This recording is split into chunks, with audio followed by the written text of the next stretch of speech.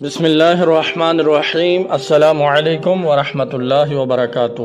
سود خور کا انجام۔ حضرت علامہ ابن حجر مکی رحمۃ اللہ تعالی علیہ فرماتے ہیں، جب میں چھوٹا تھا تو پابندی سے اپنے والد ماجد کی قبر پر حاضری دیتا اور قرآن پاک کی تلاوت کیا کرتا تھا۔ ایک مرتبہ رمضان المبارک میں نماز فجر کے فوراً بعد میں قبرستان گیا۔ اس وقت قبرستان میں میرے علاوہ کوئی نہ تھا۔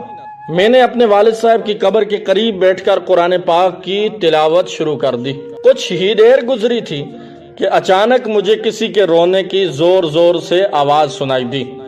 یہ آواز ایک قبر سے آ رہی تھی۔ میں گھبرا گیا اور تلاوت روک کر قبر کی طرف دیکھنے لگا۔ ایسا لگتا تھا کہ جیسے قبر کے اندر کسی کو عذاب دیا جا رہا ہو۔ قبر میں دفن مردے کی آہوزاری سن کر مجھے خوف محسوس ہونے لگا۔ جب دن خوب چڑھ گیا تو وہ آواز سنائی دینا بند ہو گئی۔ ایک شخص میرے قریب سے گزرا تو میں نے اس سے قبر کے بارے میں پوچھا۔ اس نے مجھے بتایا کہ یہ فلاں کی قبر ہے۔ میں اس شخص کو پہچان گیا۔ یہ بڑا پکا نمازی تھا اور بے جا گفتگو سے بھی پرہیز کیا کرتا تھا۔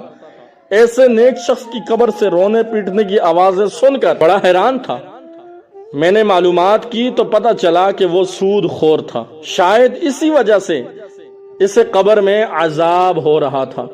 اس حکایت سے ہمیں یہ معلوم ہوتا ہے کہ چند سکوں کی خاطر اپنے آپ کو جہنم کے شعلوں کی نظر کرنے کی جسارت کرنے والے سود خوروں کو عبرت پکڑنی چاہیے کہ کہیں مرنے کے بعد ان کا بھی یہی انجام نہ ہو۔